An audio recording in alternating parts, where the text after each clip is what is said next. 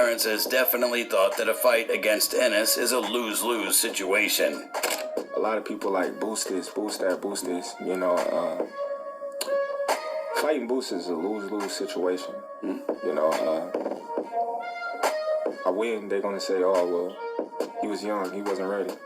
You know, he was talented, he was skillful, but you got the experience over him. Me fighting Boots would be like, okay, well, you beat Boots. It's not a mega fight. You know, there's nothing really at stake with fighting Boots. You know, I'm at the tail end of my career, and I'm trying to make things make sense. Not taking anything away from Boots, but, you know, where I am at in my career right now, I done fought my off to get to where I am. And I deserve to do whatever the I want to do. And I don't care what nobody say, what nobody, how anybody feel, or any of that. You know, fuck. Okay. So you guys know on a more recent video, okay, Terrence Crawford, not just now, okay, any one of you guys, don't be lazy. You can go pull it up yourself right here on YouTube, and you hear him say when he was asked what happened with Crawford, like the Spence Crawford rematch, why the fight? You know, well, you know, Spence had the eye surgery. Okay, they sent texts back and forth to each other. I remember, I covered the damn story. Okay, and even more recently, Crawford has said the same thing. He said, well, Errol Spence never rematch, you know, exercised the rematch clause, so the fight, it never happened.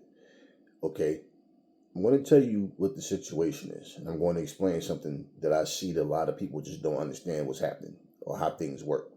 First of all, you had multiple channels clickbait you guys and lie to you guys, and they all was giving you their opinions on what happened. Okay, Errol Spence went incognito, and we were like, what happened to Spence? Like, you never seen him, like, just all of a sudden disappear. He's quiet, he's not saying anything. We hear he exercised the rematch clause. Okay, remember this. Before the week ended, we see him with a potbelly feeding chickens. So we kept hearing all of these different stories as to what happened.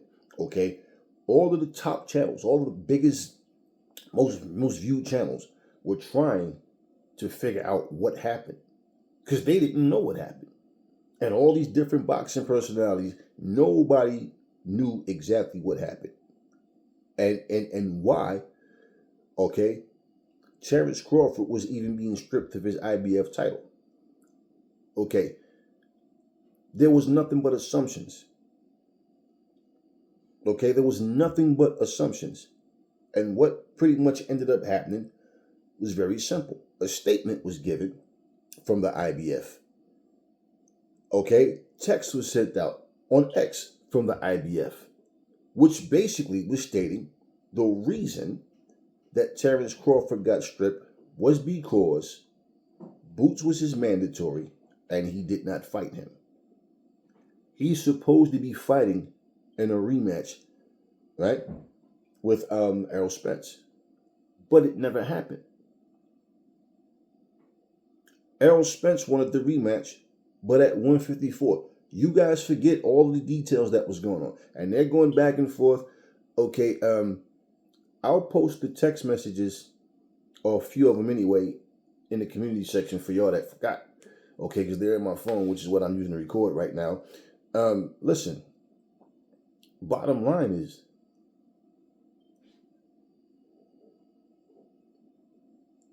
Errol Spence never had what people keep saying an immediate rematch clause. Let me tell you, as I see you guys don't understand what's really, y'all get caught up with the terminology and overlook what the facts are.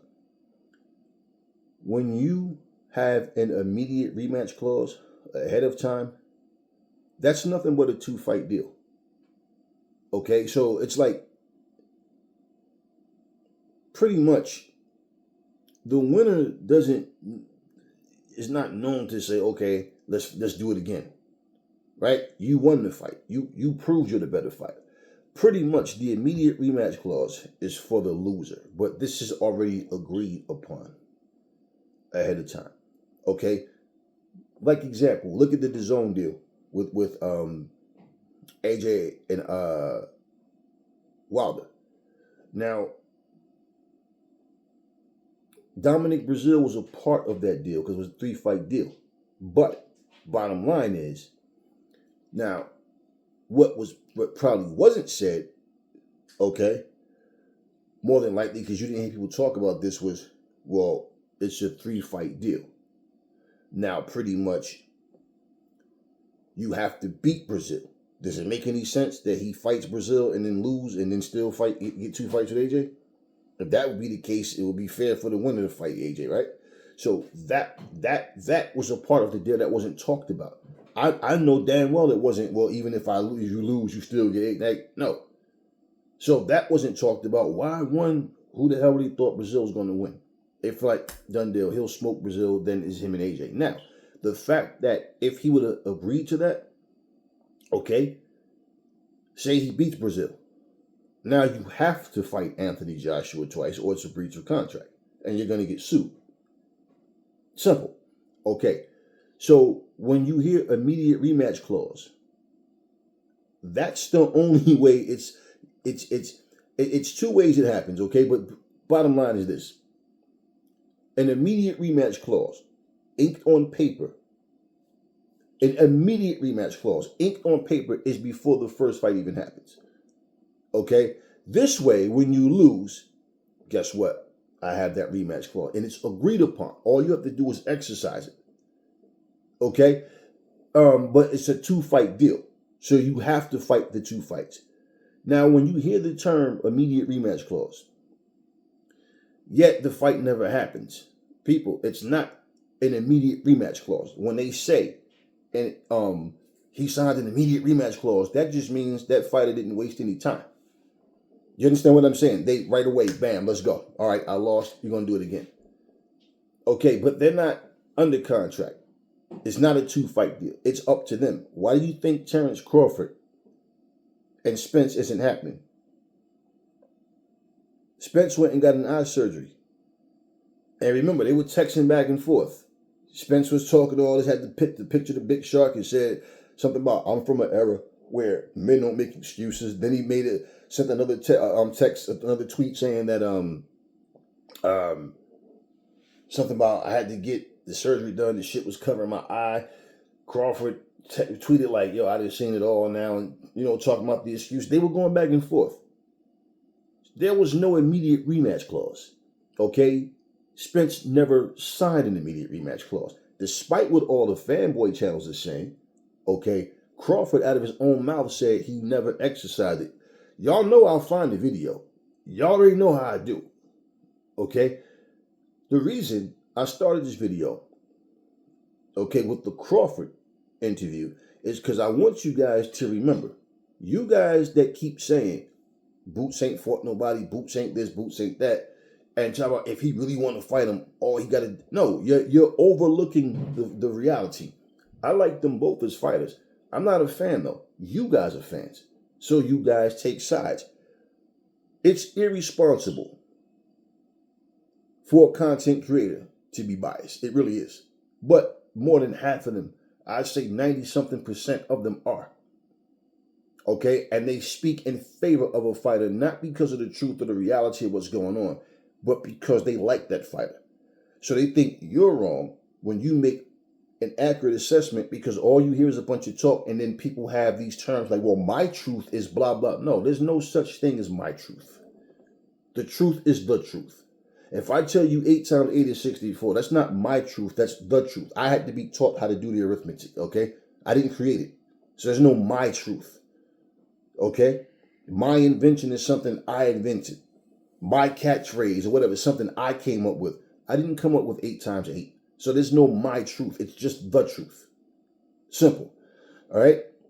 So it's the same thing, okay? Crawford and Spence situation was the same as Usyk and Fury. The only difference was that it wasn't talked about with, well, no. Not Spence and well Spence involved, but with Boots as a mandatory. Whereas with Usyk and Fury, Urkovich was the mandatory, right? Well, Urkovich wanted to fight Dubois or however it went, but bottom line, we was told ahead of time. That's the only difference. It wasn't said ahead of time that if I think Boots was the mandatory for the IBF, but it wasn't talked about that if this fight happens, the rematch clause between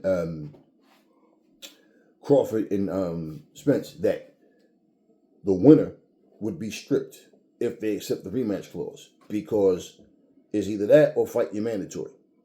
Okay, so at the end of the day, I agree with what Crawford said.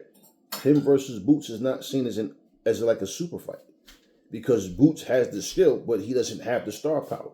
That's all that is. It has nothing to do with anything else with that. That, oh, well, he doesn't. I keep telling you guys, man, you know, what happens is this.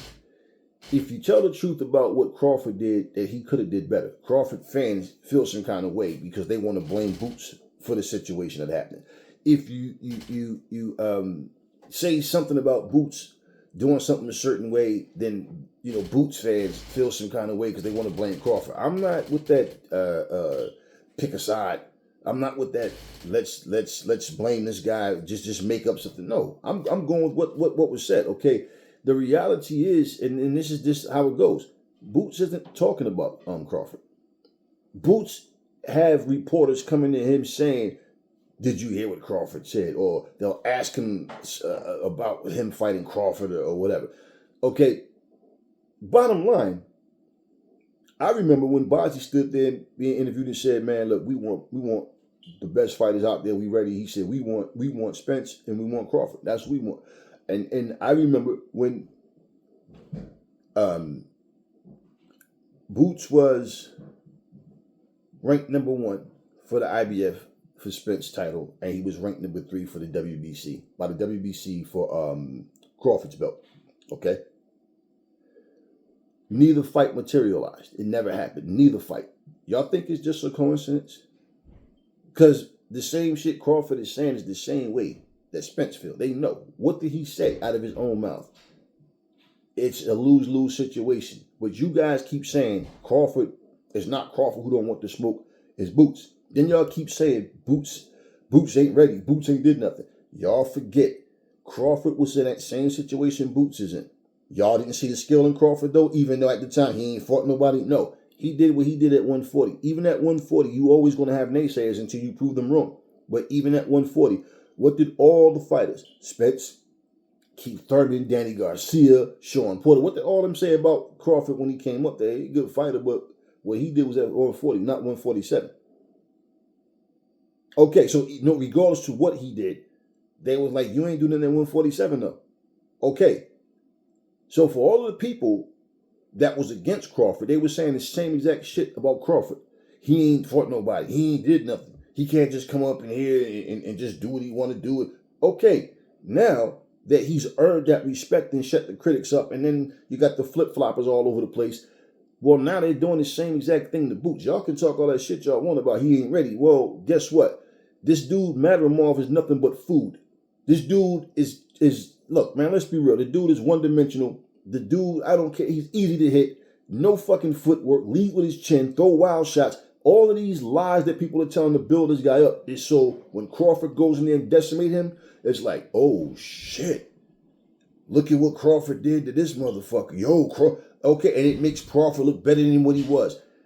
People that understand is going to know, man, this dude, Madrimov, they already know this already. This isn't to take credit from Crawford. Let's just be real. This dude has, I don't give a fuck about he had like 300-something amateur fights. So did Terry Norris. I think it was 319 to be exact. I know he had over 300. Okay, and guess what? When you go into the pros, it's different. We all know this, but you do have experience, okay? You do have, it's not like you're just coming up. Guess what? You had guys that pretty much didn't have. Bernard Hopkins ain't had no 300 motherfucking amateur fights, and look what he accomplished. But you can't fucking tell me that this Madrimov dude is anywhere close to what Hopkins was. So, bottom line, I'm just saying, you have people that get late starts in boxing. Then you get those that had all these amateur fights. Still in all, he only has 10 fights. Once again, it's not a knock on Crawford. Crawford is just chasing what he has to get to. Okay, but the hypocrisy that is, okay, the hypocrisy in that is, Boots has 30 pro fights. Fuck amateur, he has 30 pro fights. Okay, but then again, you could take a guy like Wilder. I know he got 30 pro fights at the time, Aries, but you got to understand he didn't have an extensive amateur. See, the flip flop with certain guys get a pass and certain guys don't. We know damn well this Matt Ramov guy is not on Crawford's level. Only way this guy wins now in terms of puncher's chance, because he does have, he has power, but unless Crawford has slipped, this dude is food. Stop playing. He's food. At the end of the day, though, let me explain to y'all what y'all not understanding. I already explained about the immediate rematch clause thing, okay? When you are the mandatory, and this is what people seem to get twisted. When you're the mandatory, okay, you're the mandatory for one particular sanctioning body, pretty much. So, like, for example, this is why that particular belt that gets stripped is from that sanctioning body that you are the mandatory of. So, Boots was the mandatory for the IBF. Not the WBO, not the WBC, not the WBA, not those belts. Just the one. Okay, you're not the mandatory for all the belts. You're the mandatory for that one belt.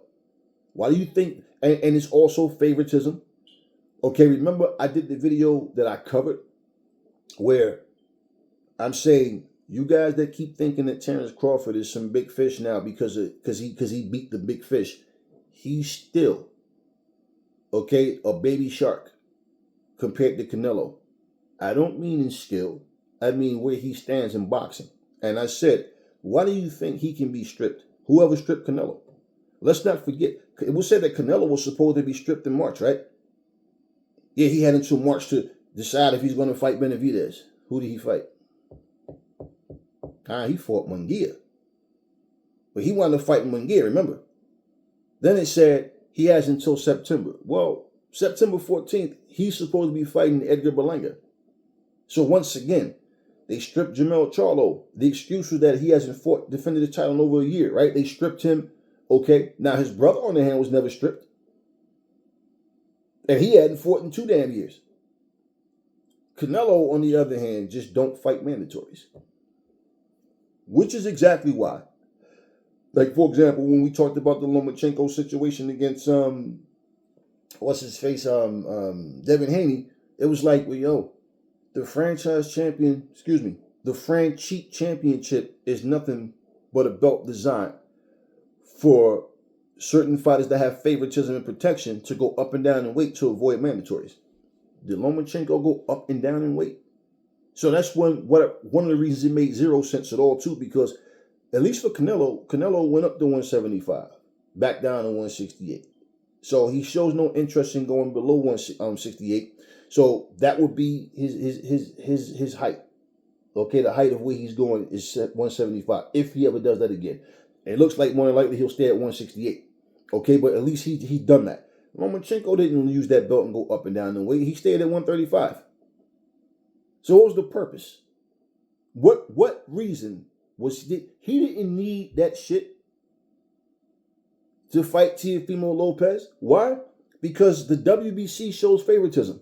They haven't stripped Canelo. They wasn't going to strip Lomachenko. He could have just fought Teofimo. Okay, he could have just simply fought Teofimo.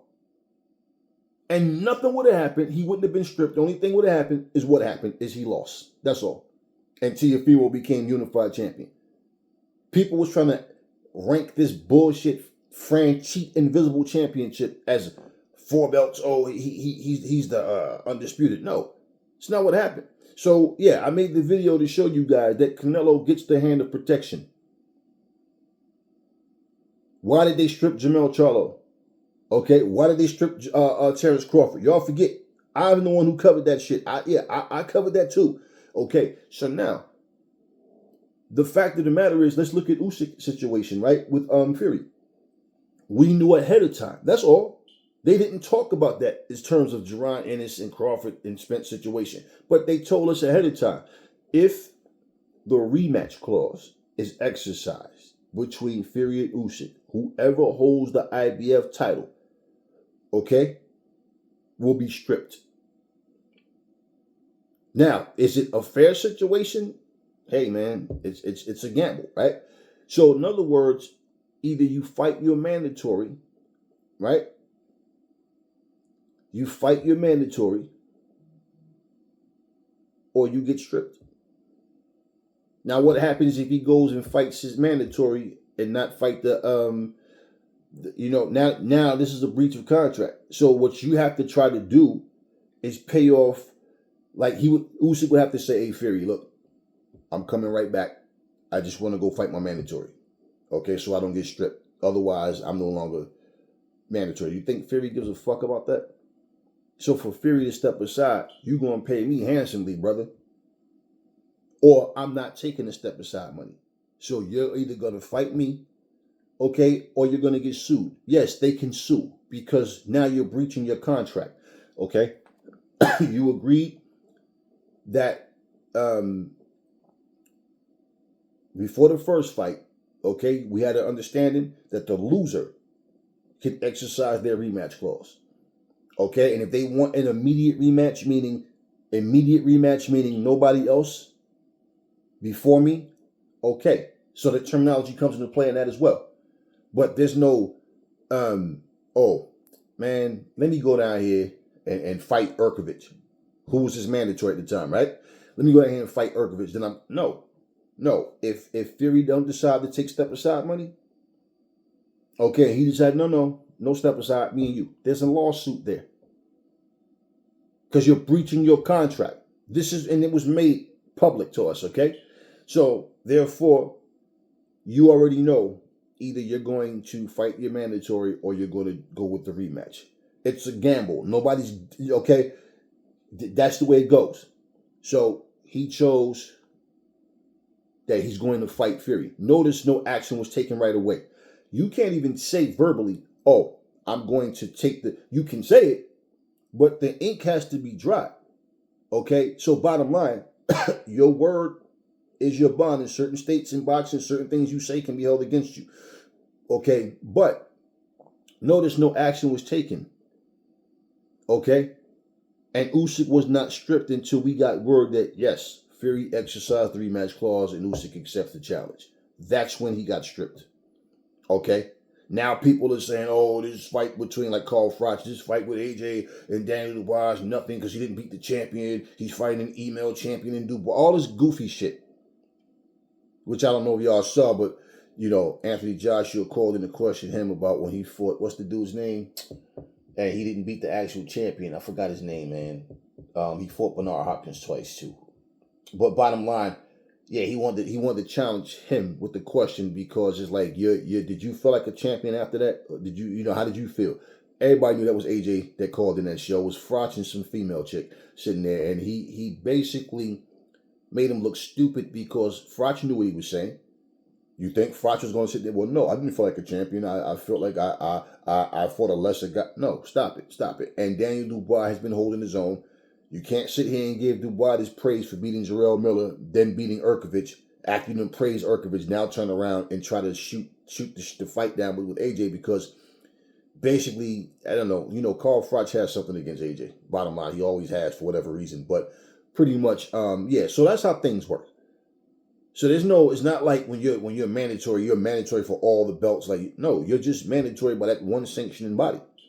Okay, and this is exactly why Usyk was stripped, because Urkovich was the IBF mandatory. And isn't it ironic that here's the IBF that stripped Terrence Crawford? Okay, and this is one now, and the only thing is Urkovich was the one time he wanted to fight. He didn't want to wait. He wanted to fight. So, okay, no problem. That was his choice to want to fight. Okay, and he got his ass whooped. So you understand what I'm saying to you? Daniel Dubois beat him. So he's rightfully the IBF champion. It's as simple as that. So to say, okay, well, you got it, but you didn't get it by beating Fury, Usyk, man, Carl Froch understands how this fight game works, so we know that's nothing but hate coming from him. And that's pretty much what happened. The same shit that happened, okay, between Crawford and Boots. The only difference is Boots didn't have to fight anybody for it, okay, because he's the mandatory. Why should you have to fight for the... Look, as a fan of boxing, I can see people saying, nah, he should have to fight for it, but at the same time, it's like, no. It's no. Truthfully, that's how it goes. Okay, I've been sitting here waiting for my turn all this time. Okay, and now all of a sudden, the guy decides to fight somebody else. Okay, cool. Now he gets stripped. Now I have to fight somebody else for it that didn't put the work in like me. Right? You heard Terrence Crawford say, I've been working my ass off, put the work in.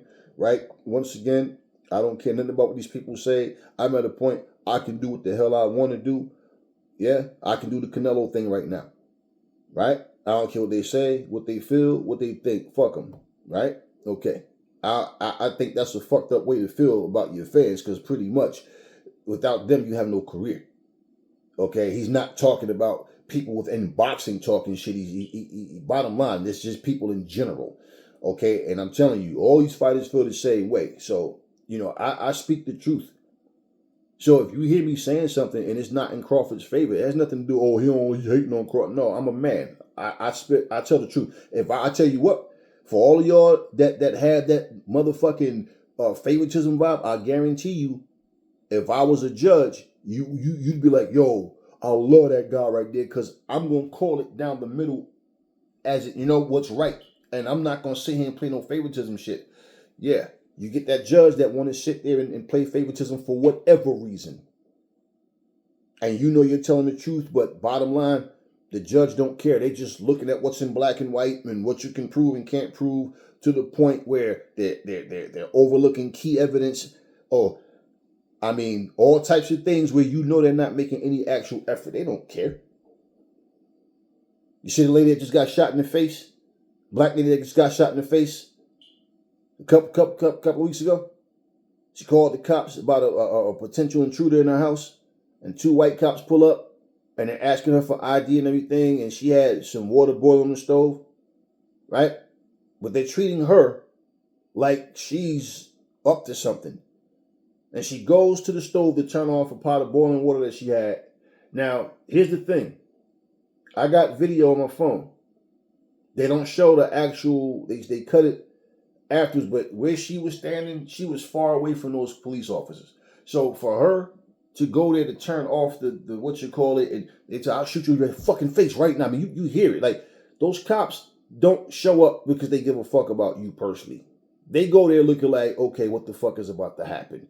And they react the wrong way. So somebody lost their life, and you got people going, oh man, well, she was about to douse that water on that cop. Who says that? She was going to douse the water on the cop. And that cop was believe me, and it's 2 of them on top of that. That lady, you think she's that stupid? Oh, I'm getting ready to go and they got guns, but I'm gonna throw hot water at them. So bottom line, my purpose for calling the police here was to boil some hot water and then throw it on them when they get here. So bottom line is, no matter how severe that situation is, and no matter how many things you can say that was wrong, and her being nervous and they're asking her for ID and treating her like she's the guilty one, right? Well, bottom line, here's the deal. You might be surprised to see the comment sections on that very, very video and see how many people was taking the police side. Yeah. Guarantee you, if those same people was in that same situation, or their loved ones in that same situation, they wouldn't be taking the police side then. They would not be trying to make excuses for them.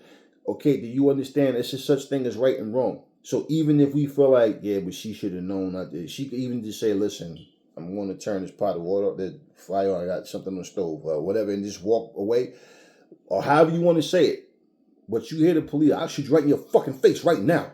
You understand me? No professionalism. And at the end of the fucking day, the way they would treat, you just want to see some ID that we could be going on everywhere. Like, they didn't come there to solve a problem. So here's the deal. Okay?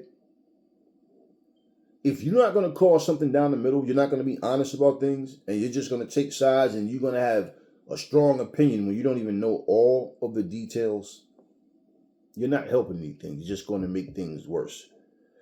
Now, I'll tell you guys, get off topic for a second. Well, you quick to go run and call the police thinking the police is going to come and do the due diligence. Y'all better be real careful calling these fucking cops to your house. I'm telling you that right now.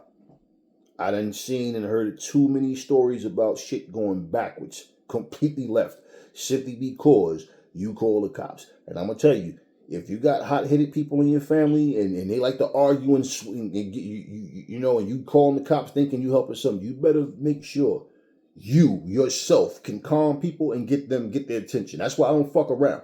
Anybody I got love for, if you act stupid or you have a certain, you gonna fucking listen to me, or I'm gonna solve my shit. I'm going to do what I have to do. Why? Because what happens when they get here, and you got that hard-headed nephew or somebody who's hot-tempered, not that they doing something wrong or criminal, but the police start getting edgy. Okay, this motherfucker loud, and y'all better think before y'all go calling these motherfuckers. I'm just telling y'all. I'm gonna leave it at that. Okay, but at the end of the day, this is how shit goes, all right? So he's the mandatory for the IBF. Okay, and notice, it was the IBF between Usyk and Fury with this mandatory situation. It's Boots and Crawford, IBF, mandatory situation. Okay, that's how they roll. Okay, so no, that's false when people say Crawford was stripped because he had an immediate rematch. No, that's not true. There was no immediate rematch. The immediate rematch, okay, that you're referring to, what people are talking about would be Spence saying, fuck it, let's do it. He never did that. And Crawford himself said Spence never exercised his rematch clause. All right? So there was no, he was locked into 2 fights. No, that's not what it was. That's not what it was. He was not locked into anything. So no, there was no immediate rematch clause. Okay? It was the loser has the right to say they want the rematch clause, but the winner even could dictate, which was talked about, the weight class or whatever. So for Crawford, I mean, that wasn't no special stipulation. It was the fact of the matter is Crawford is the winner.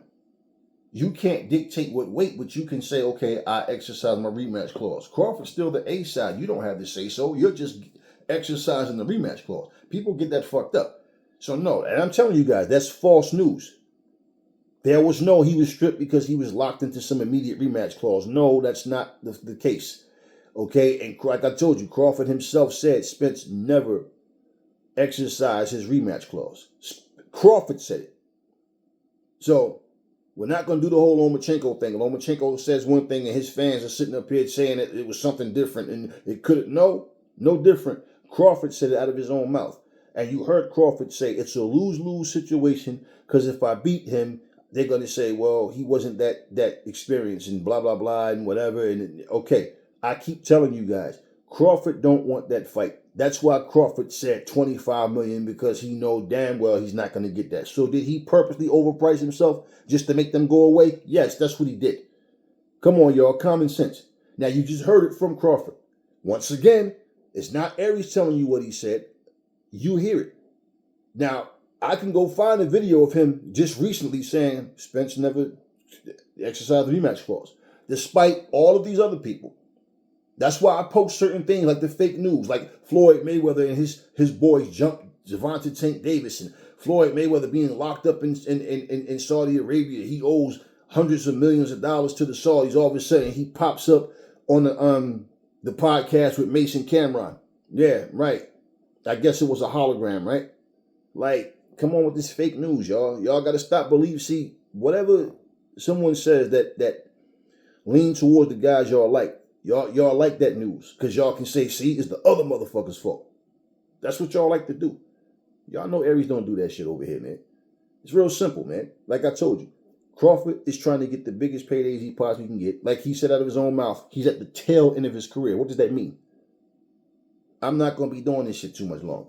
You understand what I'm saying? And what happens a lot of times with older fighters, once they get to that point, they get to a certain age, and especially when you put that out to the universe that Hey, I'm at the tail end of my career. Not like we don't know it. You know what I'm saying? How long can you sustain that top level? Hey, we don't know. But at the same time, once you put that out there, people start thinking, you know what, this motherfucker want to retire. Okay, I'm telling you, if you don't get that Canelo fight, which really Canelo shows no interest in him.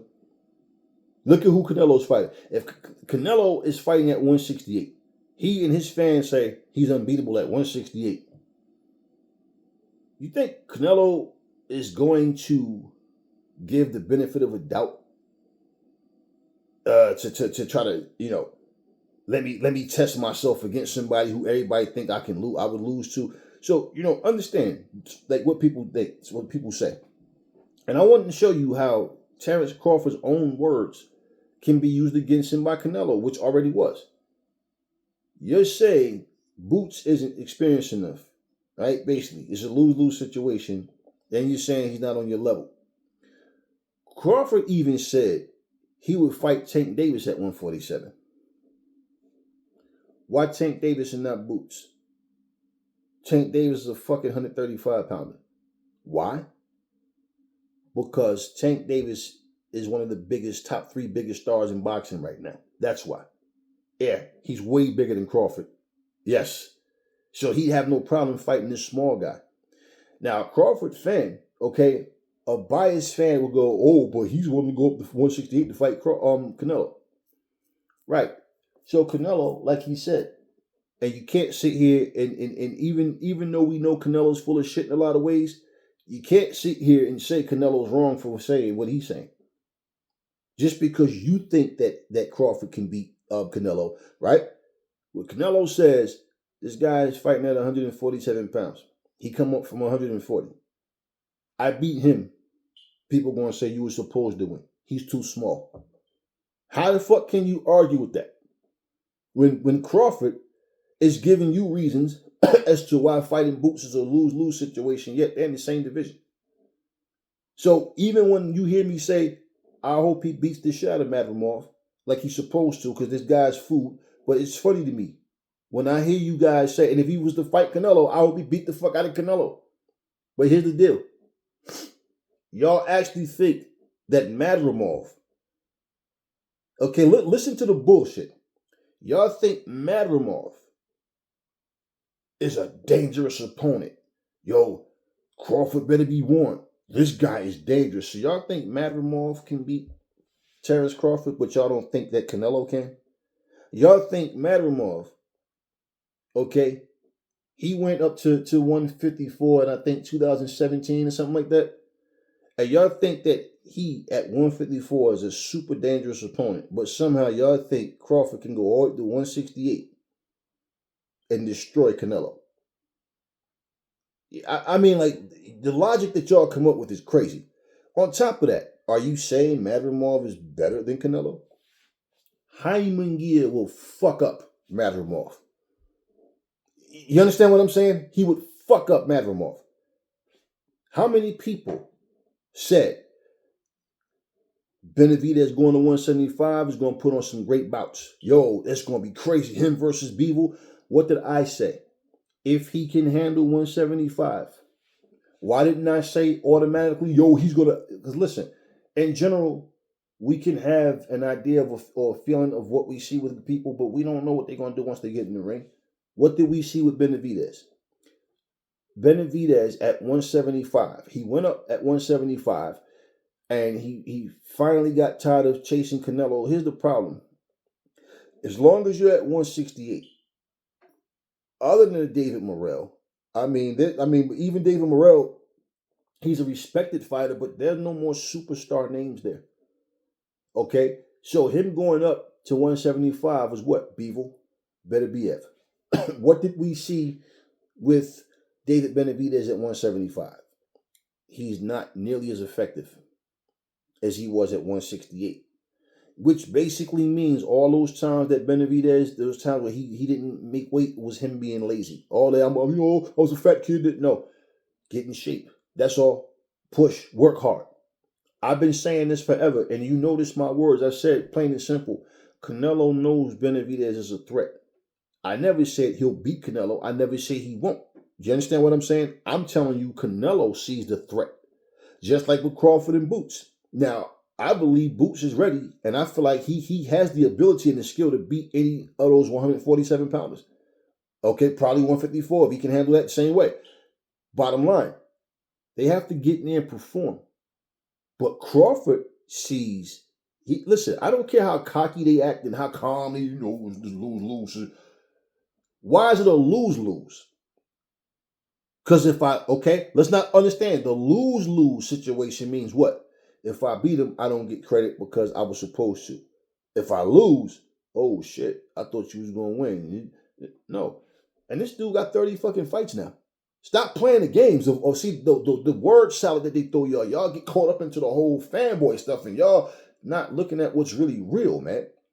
You don't think it's funny. Y'all think Madrimov is skilled enough and strong enough to beat Crawford, but y'all don't think Boots can. So Madrimov is a better fighter than Boots too. Everybody's just better than Boots. Somehow, Canelo, at 168 pounds with all of his experience and skill, same age as or right there in the same age group as Crawford. He can't beat Crawford, but Madrimov can.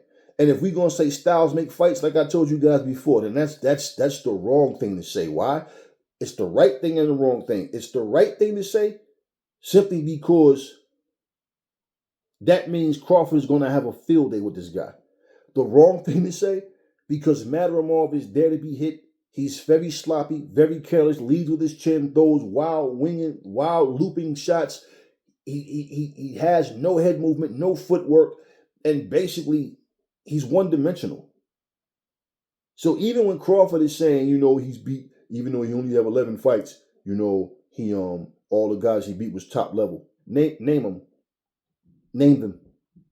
See, people talking, y'all listen, yeah, true, facts.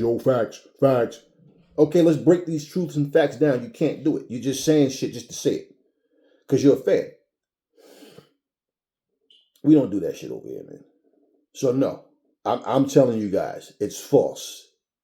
That no, Crawford was not stripped because he had an immediate rematch clause. Then use your common sense, people. When did this immediate rematch clause happen? So y'all realize if he was stripped for not taking a fight, right, it would be done unjustly. So basically, okay, nothing ever happened. Okay? Nothing ever happened. So even if he verbally said, yeah, okay, I want the rematch clause, no, come on, stop playing. Stop playing. For him to be stripped means he had no interest in fighting Boots. And like he said, so that's why he didn't put up a fight after being stripped. His fans cried and made complaints. Why you think he didn't make any noise about it? Huh? Because they can say, well, we told, there was some conversation there, right? Y'all do know that there was some type of contact. So he's not sweating it because he already became undisputed and he doesn't have any interest in fighting Boots. So now in that very interview that he just said, what he said, no, he doesn't care about that belt. That one belt, okay, he's no longer undisputed, but that one belt doesn't mean shit. He's went up to a whole nother weight class. But hold up, I got something for y'all. Okay. Now, I want you guys to pay attention to something, all right? This is for the person that told me, Crawford is no longer at 147. He doesn't hold any belts there. Okay? As of July 20th, 2024. You see this right here? WBO. Who's the champion? Terrence Crawford. Okay. I can go down. Doesn't make a difference. I can show you him being the ring welterweight champion, that's fine. But it's from WBO. Okay, and this is as of July 20th, a couple of days ago, okay? Of 2024. What I'm showing you guys is for this reason, okay? I told you guys this before. Anytime that you are a champion in any weight class, okay, and a particular weight class, and then you go up in weight, what ends up happening is the reason that they're still holding belts, and you have to understand, they're paying sanctioning fees to hold a belt. You don't get them for free. Okay, so you're helping these sanctioning bodies line their pockets. The reason is because if he loses at 154, he can comfortably go back. Now, and he's still champion, still hold belts. Now, let me show you something.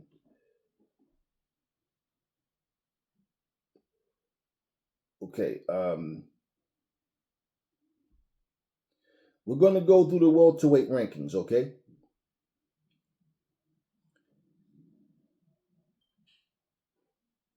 The WBO is held by Terrence Crawford. The IBF is held by Jerron Boots Ennis. Man is 32-0. Y'all keep talking all this. He ain't ready. But okay. Mario Barrios holds the WBC welterweight, 29-2. Terrence Crawford holds the WBA. Okay? And we know he's 40-0. So, bottom line, this is what I'm telling you guys. They still have real estate. If you are completely done, okay, with, and y'all can pull this out. I ain't got no reason to lie to you motherfuckers. I'm saying you can pull this shit up yourselves. And, okay, the reason that you do that and you're willing to pay a sanctioning fee, as I said, is because you have a cushion if you should fall at the higher weight class. And it's obvious that they do see some value in him to let him do that because with the exception of the IBF, he was stripped. Okay. You guys got to, for one, learn how to have grown-up conversation and stop taking things like somebody just basically said, fuck you, fuck your father and your mom or something like that. Y'all make this shit about y'all when it's about the situations. Terrence Crawford, okay, is trying to get 2 fights that he may get the Spence rematch, okay, and he may not get the Canelo fight at all. More than likely, he won't.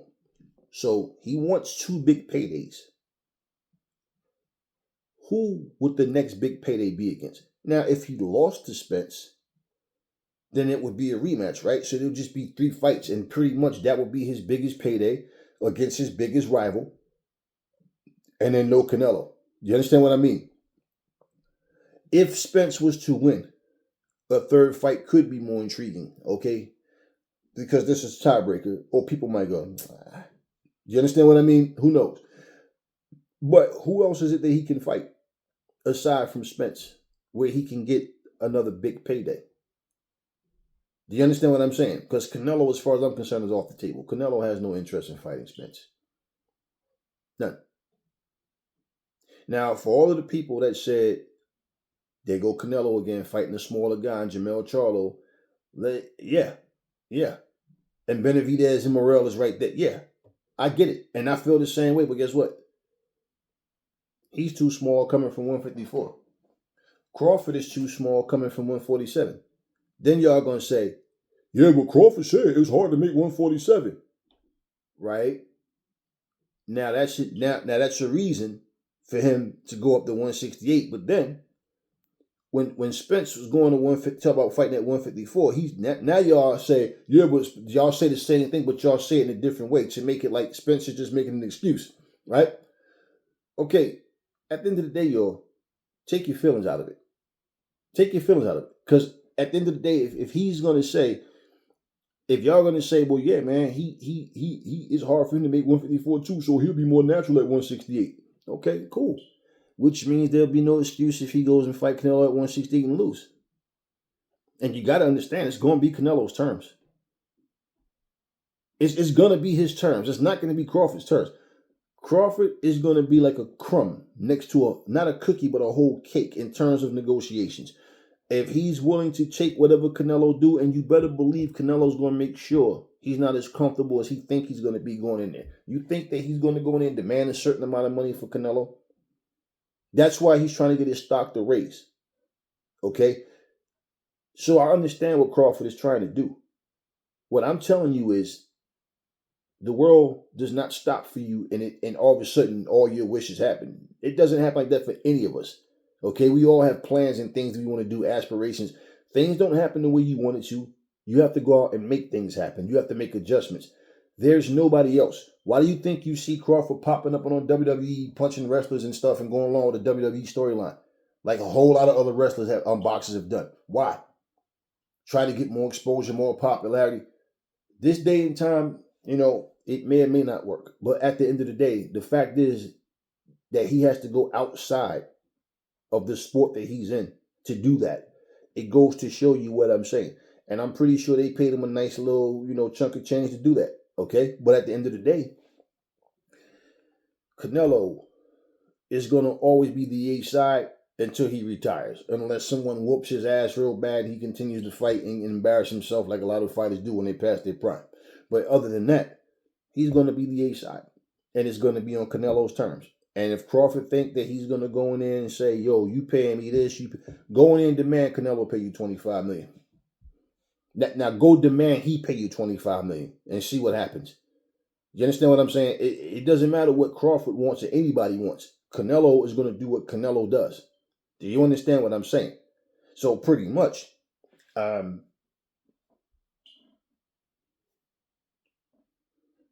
what we're talking about over here is the order of things, the way things happen. And I've been hearing this shit for the longest time. And I'm like, man, I had a little convo on one of the brothers in my comment section. And I'm like, yeah, let me do this video. Because people, they don't get it. And I've been hearing this for the longest time. I'm like, no, there was no fucking immediate rematch clause, family. There was no, no, that's not what happened. Okay? Basically what happened was, like I said, Duran is the mandatory, was his IBF mandatory. He had no interest in fighting Duran. He has no interest. And he didn't fight Duran. That's why he was stripped. The narrative of him being in a mandatory, an immediate rematch clause that never happened at 147 or 154. So his immediate rematch clause took him from Errol Spence to Israel Madrimov. Like, no, it never happened. It never happened. No, he has no interest in fighting Boots, and he explained why. So hopefully you guys can put that shit to rest about, oh, Boots don't really want that fight. He just keep talking, but he won't sign the contract. No, you guys are saying if Boots really want that fight, go to 154. What the fuck do you mean? Crawford does not see the star power in Boots. He sees a threat, not star power. Not enough star power to generate the kind of money he wants. What don't y'all understand about this? Y'all trying so hard to make Crawford right in the situation that y'all are overlooking all common sense. And this is like what I'm saying. I do this to everybody. Like, I show the proof. I give you what's actually happening. I don't hold back. I don't choose sides and do the favoritism thing. You understand what I mean? I do this. I don't, I can't go, I got to hold back on him because of who he is or because of shit. Fuck about none of that nonsense, man. I don't care who the fuck you are, man. Every fighter. I give you the boxing news. I don't give you boxing favoritism. Simple.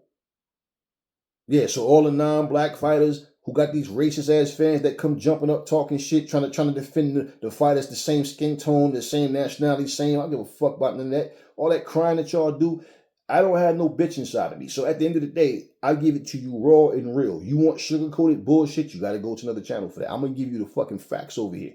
Bottom line. And I'm telling you, family, and anybody else who had that misconstrued, there was no, he had an immediate rematch. No, he refused to fight Jaron Boots Ennis. Simple. Now you hear exactly what he said. There's no need to do the whole but no, there's no but. That's what happened. He did not fight him. Okay, there was no fucking rematch clause. There's no rematch that happened between him and Spence. And for that matter, he could have overturned any unjust stripping of the belt because, for one, there was no ink dried. So how they just going to strip him just because? No. Charlo being stripped and Charlo going through all this other shit and him not being stable mentally to, like all the shit that was going on, and for them to strip him and do what they did with him.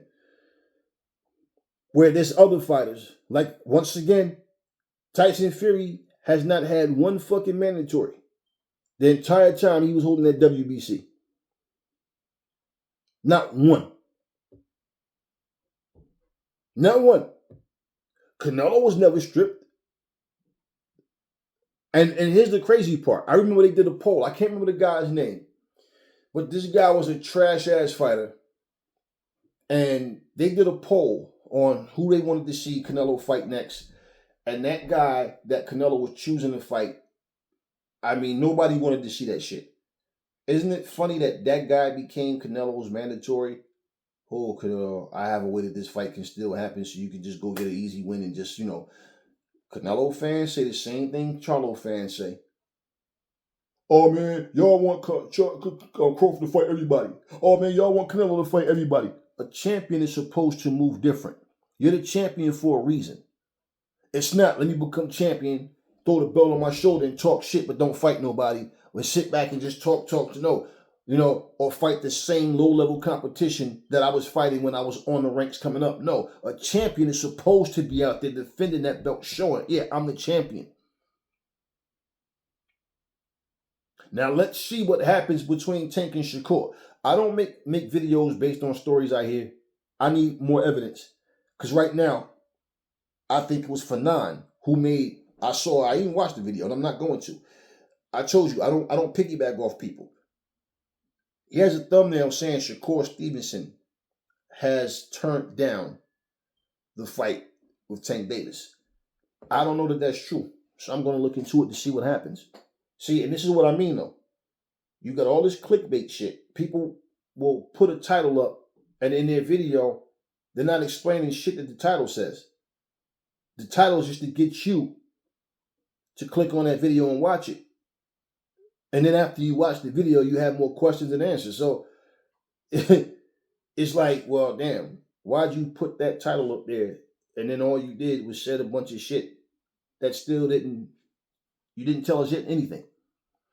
So yeah, man, I mean, come on, y'all gotta pay attention to what's really going on, man. Get out y'all feelings with this shit. I see y'all are never gonna understand me fully until you in my shoes of no favoritism whatsoever. I have no emotional attachment to none of these fighters. Okay, first off, especially for fighters that like to call people broke. Well, if they calling motherfuckers broke that at least have 6 figures in the bank and your ass working a regular job, they talking about you too. These same women that y'all gloating after would be like, nigga, you broke, you can't afford me. These fighters think that they're better than you. These people, they're rich people, okay? They're people that's doing far better than you financially, and you still don't get it. You still have this mentality of like being fanboys for these people. Man, I cover boxing news. There's certain fighters I like as fighters more than others. There's certain fighters that I root for over others, but at no point do I feel any kind of way if those fighters lose, all right? They don't share their money with me and my family. I make my money on my own. We make it on our own here. We don't. So what am I fanboying about? Even if that would be the case, no. There's still, you do things, put things in their proper perspective. Okay, so no, there's no fanboy shit going on. I call it down the middle. But I've been hearing these false narratives for the longest. And you guys are talking to other people that tell you the same thing, so you think that you're right, but you're not. You're saying things that's not true. But there's a difference when people even lie versus a person who think they're right because they're going by what the majority of people are saying. No, like I told you, the IBF sent tweets out as to why he was stripped. Whether you like the idea or not, that's okay. Bottom line, he didn't fight his mandatory. And what did Crawford just tell you? It's a lose-lose. Same way, I had to post a video of Lomachenko making it clearly known that he has no interest in fighting Tank Davis. Same way people accusing Tank. Yeah, when Tank was doing his bullshit, I got on Tank the same way. But I'm not going to take my foot off Lomachenko's neck either on that situation. So now, for all of the talking about how Lomachenko, how Tank was the one ducking him and Tank this, Tank that, now when you post that video, right, nobody can say, you know what, you was right. I just didn't know that Lomachenko said that. They don't care what Lomachenko said or did. Okay, because he's their God. Same way. He can do no wrong. So we're not going to play this game with Crawford and nobody else either. Like, let's act like we didn't see this shit. No. Whatever you didn't see. Look, man, I have a motto, bro. Society fuck you up, I fix you. I let people understand. We going to do the truth over here. You know, and I'm not angry at anybody because they have an opinion and none of that shit.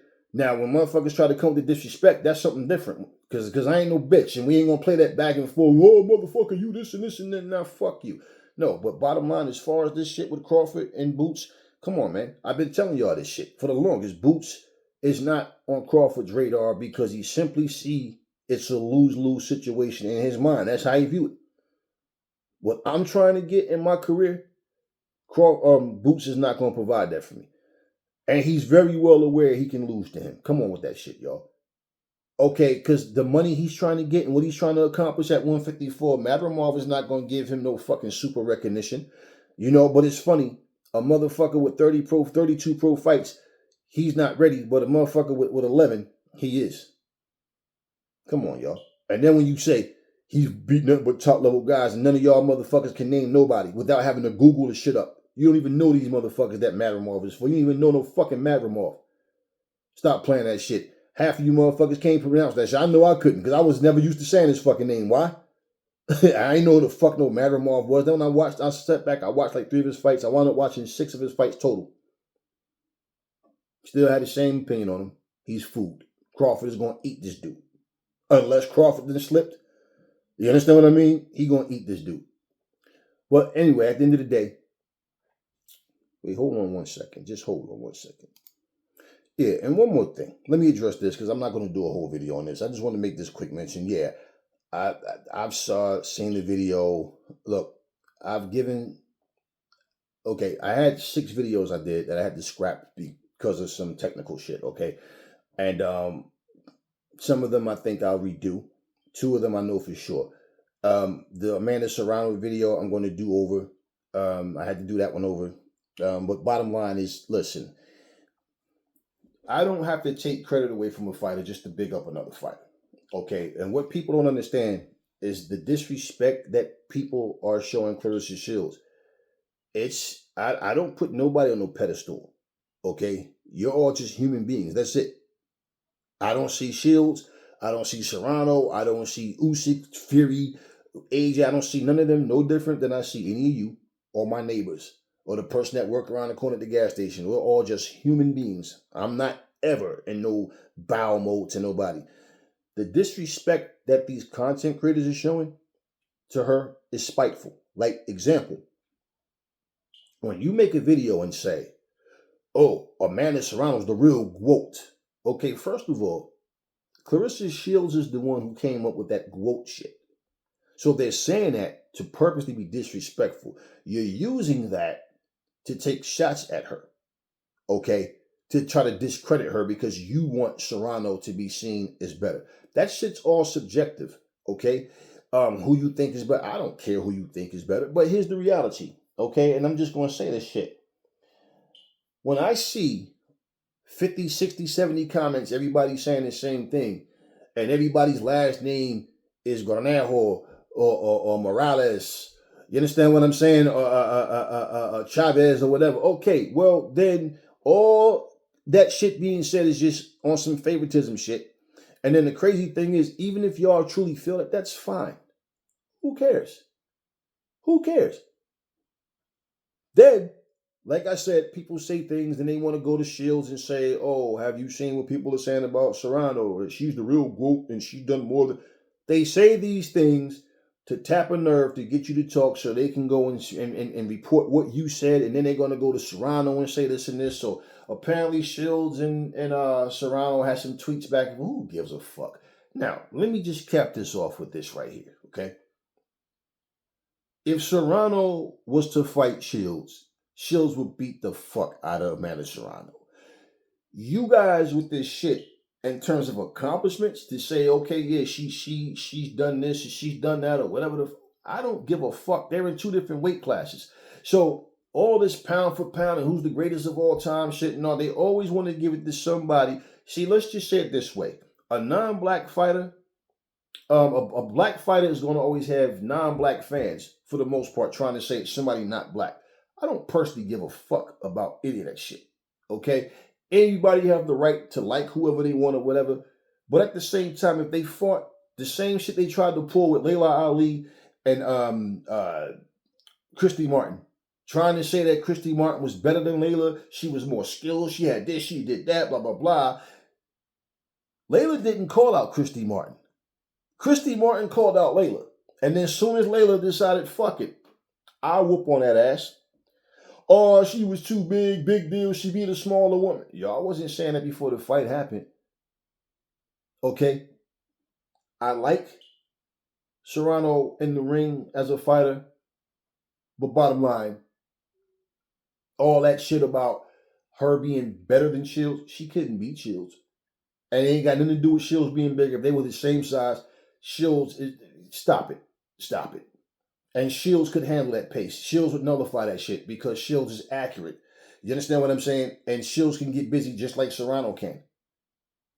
But she's better, more technical, more savvy.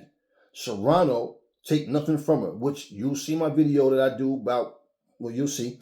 But bottom line, no, she wouldn't beat Shields. So to say she's better, they tried the same shit with Katie Taylor. Then all of a sudden, Katie got beat. So they had to shut up about that one. And just like, for example, this fight that Shields got coming up, Shields win. Oh man, nobody even knew that. That is always going to be, you know, a bunch of people trying to take credit. And let's just be real, you got these race fans out there. That's why they feel the need to do that.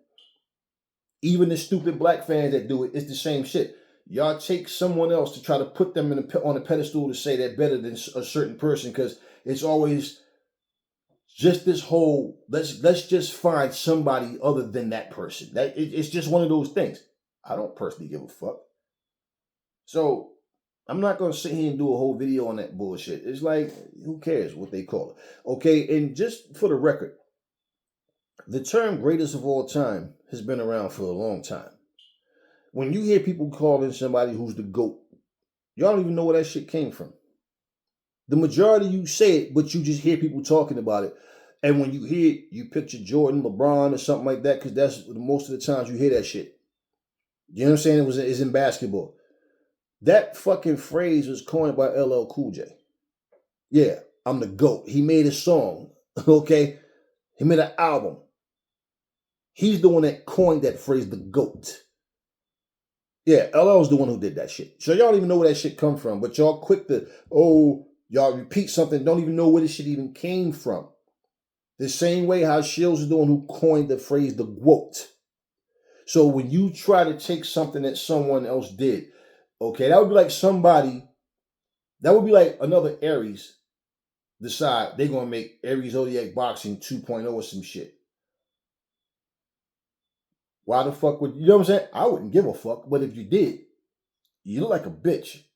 The only thing that would make sense if you doing that, or that would make that shit, is if, even then it's like, all right, but I get you, but damn. If somebody was to say, yo, I'm just paying homage to the homie, and yo, Aries Zodiac 2.0 is no disrespect. I'm saying I like what he does. I love his work. So this is why you have to love somebody's work to do that shit, right? But bottom line. I'm going to take this man's name title, and then I'm going to do it. Or all of a sudden, Aries Zodiac Boxing. Now people start coming out with Aquarius Zodiac Boxing, or you understand what I'm saying? By their star signs. I don't see nobody doing that shit. My name is unique for a reason. Now all of a sudden everybody starts coming out with fucking naming their boxing channel after star signs. Motherfuckers might not even know who's the originator of that shit, but who the fuck else is doing that shit? That's what I'm telling you. So to say she's the GOAT, it's like, yeah, you're taking shots at her, and then all of y'all the same nationality. Okay. Yeah, I've seen some of them. I'm like, hey, whatever. I don't care about none of that shit. That doesn't change anything. And the funny thing is, it's always like the fighters you hate are never supposed to defend themselves. They're always supposed to bow down to people because you don't like them.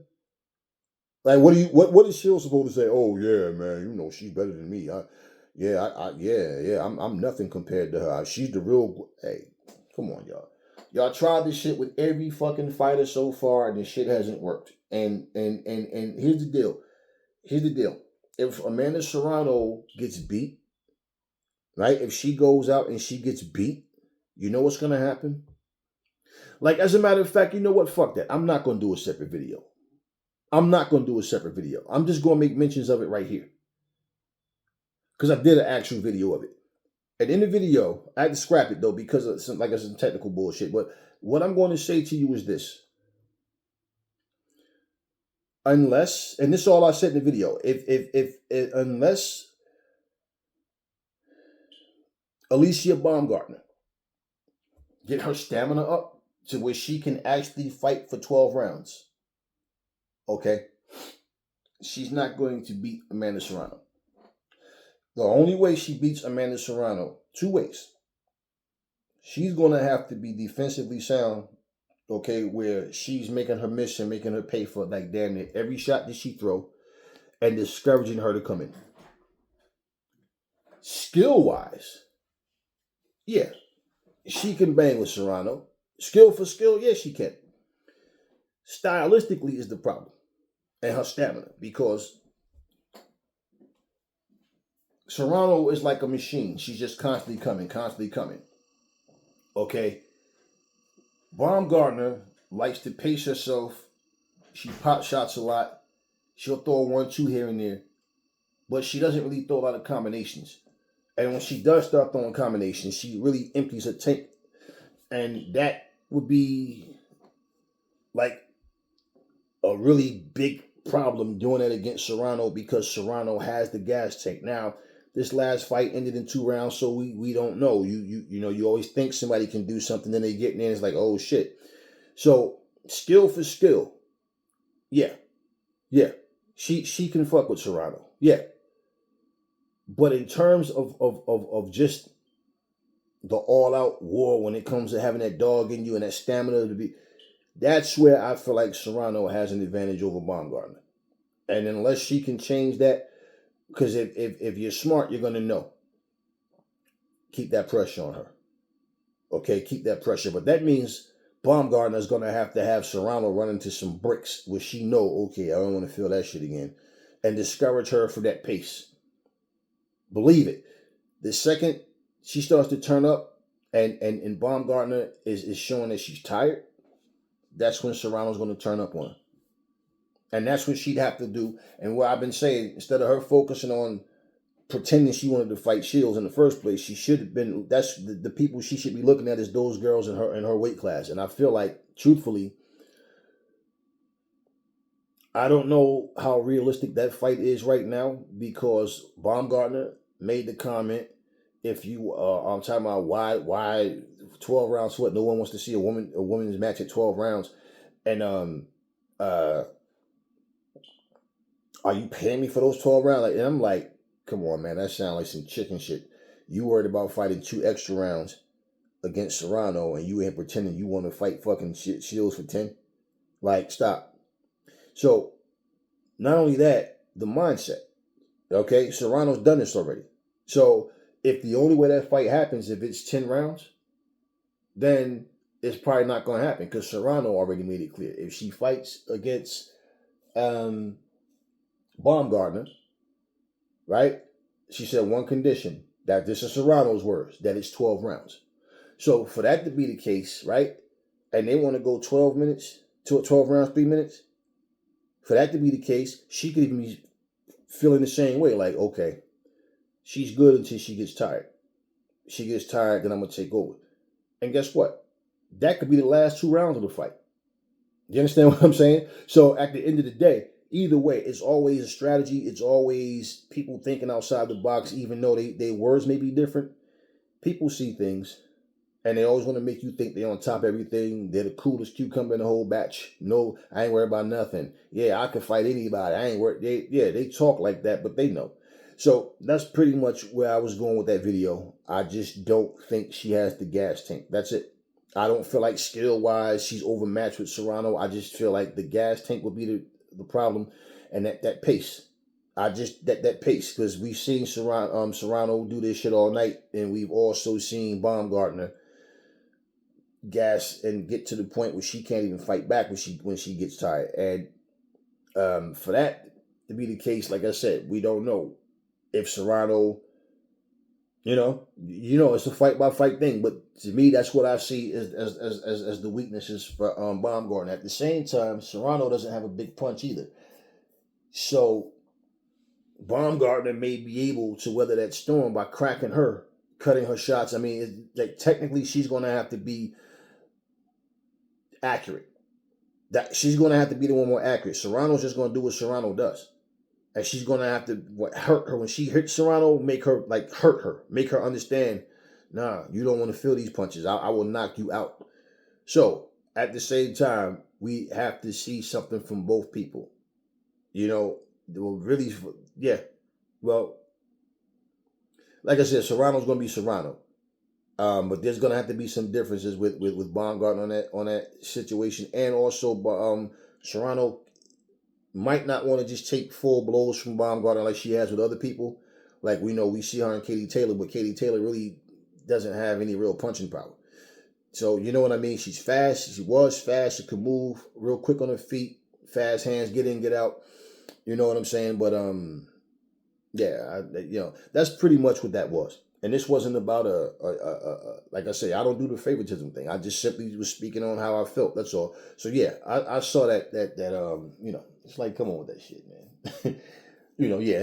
And that's what people don't understand.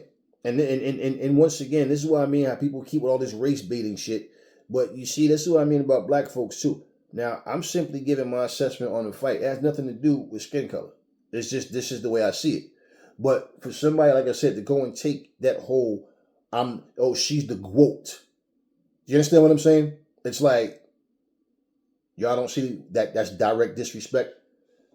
And then not only that, you're doing a video with your flag hanging behind you, like, okay, you understand what I'm saying to you? All right then. So stop it. Stop it. Like listen, who cares about what people's opinions are? I'm not here to argue with anybody about who the best fighter is, who's the GOAT, or who's this and this and this. I'm really here looking at, who's going to fight who, what's coming up. That's how it's proven. And that's a fight that will never happen. And if it did happen, the excuse is going to be Shields is just too big. If they were the same size, blah, blah, blah, blah, blah. But she's the GOAT, right? Okay. Just like Christy Martin little ass was talking all that shit, and then Layla beat the fuck out of her, and it was excuses then. But nobody was saying this shit before the fight. It was only after, during that fight, with everything that they thought skill-wise was going to happen. We've seen Pernell Whitaker. We've seen Terry Norris. We've seen different fighters fight bigger fighters and was able to nullify the power and weather the storm and impose their will and win the fight. And that's what people thought Christy Martin was going to do. So that's why when people even talk about that fight, it's like, why do y'all always talk that shit? Like, notice how Layla Ali would have fucked up Shields, and Layla was this and Layla was that, but they can't get over the fact she fucked up Christy Martin. You understand what I'm saying? It's always these excuses. But Christy Martin was the one who called out Layla Ali. So, what was supposed to happen? Christy, I bow to you. No, I could never compete with you. What the fuck do y'all want? Yeah, whatever, man. HBO had so many talented Let's just listen. fighters. I'm trying to find, because this video is kind of long, I'm trying to find where he brings up Spence. Was the plan for you always after the Spence fight to move up to 54, or was that something that has materialized over time? Initially, that was the plan. That was the plan from the get-go. 47 was hard. To me, I felt as if I struggled more making the weight than Spence did. A lot of people don't know that, where, in the weigh-ins, I felt as if he made weight easier than I did.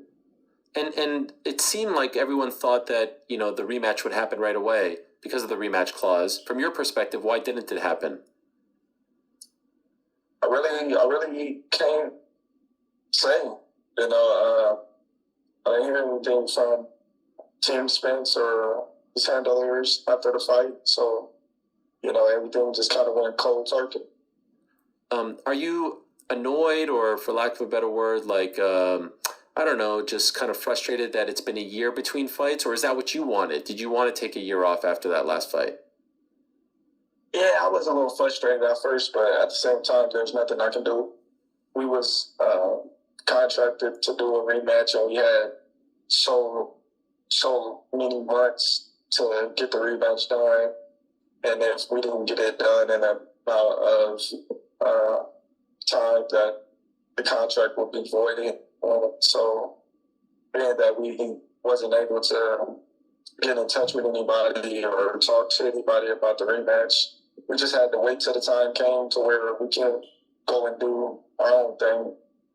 Okay, so at this point, he can no longer, trigger a rematch call. Like, that's done? That no longer is... wow, okay. And are you surprised by that? Initially, I was surprised, but at the same time, I don't know what's going on over there on his side, so I really can't speak too much about the situation, because I don't know. I don't know what led him or his team to not want to fight, or just, say forget about it and go talk cold turkey and not communicate. But like I always said, everything happens for a reason, and for that reason being, it didn't happen. I'm here now, and I'm looking forward to next week. Do you think you're done fighting at 47? Like, it's now 54 or higher? Yeah, for sure. Okay. And how familiar were you with Madrimov? Obviously, like you said, he had a great win in March on the AJ and Ngannou card. Is this someone that you've been watching? I know only 11 pro fights, but extensive amateur record. Have you been knowing him for a while, or did he just come on your radar? Well, I'm not going to say that I've been watching him, because I haven't been watching him to fight him.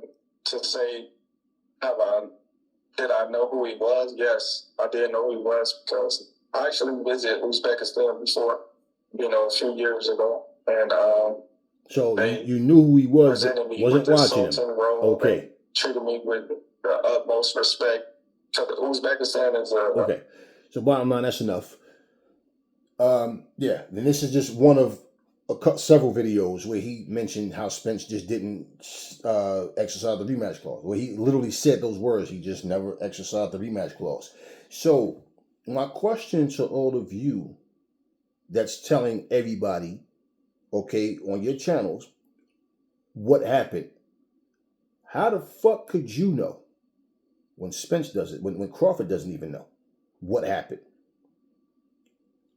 How could you tell somebody why the fight didn't happen, what the specifics was, outside of any fucking thing that the rules state and what was actually said? I just want to know, because this is what I'm talking about. It's always the fanboys that's like, yo, what happened was blah, blah, blah. And then the fighter that you're talking about speaking up for says something completely different. He just said he don't even know what happened. You have a certain amount of time, that's any time, to actually make the fight happen. Like I told you, Spence never exercised the rematch clause. That's some shit that content creators came up with. And they go live, yo, we got 300 people in the building, come on, y'all, we're trying to get up to 500. I got some information for y'all, we got to try to get up to 500, come on now. Yo, salute my boy, big boy in the building. That's all that shit. And y'all tuning in and sending them $10 and $20 and whatever the fuck, and they ain't telling you jack shit. And what they do is they're smart enough to know how to manipulate and go with what the popular answer is. The popular excuses are going to be. Okay, everybody's leaning towards that fighter, so I'm going to speak in favor of him. This is what they do. So they build their channel. See, my channel is not built off of riding the coattails of a boxer or anybody else for that matter, and then leaning towards fighters to try to get people to come to my channel because, well, see, yeah, he's pro Crawford or he's pro NS. No, I'm just about the truth here. That's all. Yeah, so my little channel has been growing slowly. Why? Because I don't sit here and feed you bullshit. The truth doesn't hold weight in this day and time. There's not one of you can sit here and fucking say anything other than what was actually said by the fighters. But that's all I hear. Oh, it was because of this, it was because of that, it was because of this. No. Crawford just told you we had so many months to make the fight happen and it didn't happen. That's any fight. And they did not exercise the rematch clause. How many times have we heard Errol Spence exercise the rematch clause? What I tell you, all of a sudden I see the boy feeding chickens and shit with a pot belly. I see all this other shit, anything other than him in the gym training. Then we see the one video, he's jumping rope and he's singing changes will come, and people automatically put up on the video, oh, Errol Spence training for Crawford. It's all, and they get y'all locked in with these lies. And that's all we've been getting was a bunch of he said, she said. Nothing that you heard came to be true. Now, here's a fighter who his fans say Errol Spence rematch had exercised the rematch clause, and it was an immediate rematch, so that's why he got stripped. No, it's not why he got stripped. That's not why he got stripped. He simply got stripped because he did not fight Boots, who was his mandatory. The rematch clause was never exercised. Now, Crawford just told you that. I was trying to find the one video in particular when he actually says the exact word, but it doesn't matter. He's telling you the same thing. But it's been several times I've heard Crawford say this and that, and you've heard me make the videos when I'm saying the fighter says one thing, the fans say something else. Like, you're going to tell, no, Crawford, you're wrong. That's not what happened. What happened was you got stripped, Crawford, because you had an immediate rematch. That never happened. And out of his mouth, you heard him say the plan always was to go to 154. And he said he struggled with weight more than Spence. Well, that's his opinion. He can't prove that. But at the same time, even him saying that, do you understand? He never had any interest in fighting Jerron Boots Ennis, because by the time Boots is coming up, he's already at a level where, okay, now it's bigger and better things in terms of money and more notoriety in the fight. But in terms of skill and a deadly opponent, are you kidding me? And y'all trying to talk about, y'all knew this fucking Mattermov like he's some popular fighter. Even the guy asking him the question said, I know he only has 11 fights, but is this someone you will always watch? Why did he feel the need to say that? This dude's not popular at all. Now, being that Crawford has been to his country before, you know, he said he knew who he was, but he didn't know of him from watching him. He said out of his own mouth, he never watched him. I'm not going to say I watched him, because he didn't. And none of you motherfuckers watched him. So stop lying. That's the shit I be talking about with people. Nobody know this guy. So it's all, let's just try to say everything that favors Crawford. That's all y'all doing. Y'all know damn well y'all ain't know who no fucking Mattermov was. Y'all talk about respect, right? Oh, Boots said something disrespectful about his opponent. Okay, wait. You guys remember when Crawford was going to fight against what's his name? David Avanesian, and people from his camp was there heckling, disrespecting the man's camp and all that shit. That wasn't disrespectful. They were there sitting there ringside, heckling the guy like a bunch of little kids, fucking with him, trying to fucking get in his head and all. Why did they feel the need to do all that shit? It's just David Avanesian, right? Yeah, you ever seen him do that to any other fighter? You ever seen him do that shit to some respectable motherfucker? Okay, so this is what I'm saying to you. It is always a one-way street with people. I don't give a fuck what Crawford said about a fighter. I don't give a fuck what Boots said about a fighter. I don't care about none of that. People flip-flop. They say one thing, then they say something else. He just told you guys the plan was always to go to 154. Boots was never a part of his fucking plans. So why would I stay for Pacquiao with somebody? I'm staying for a bigger name if I'm going to stay.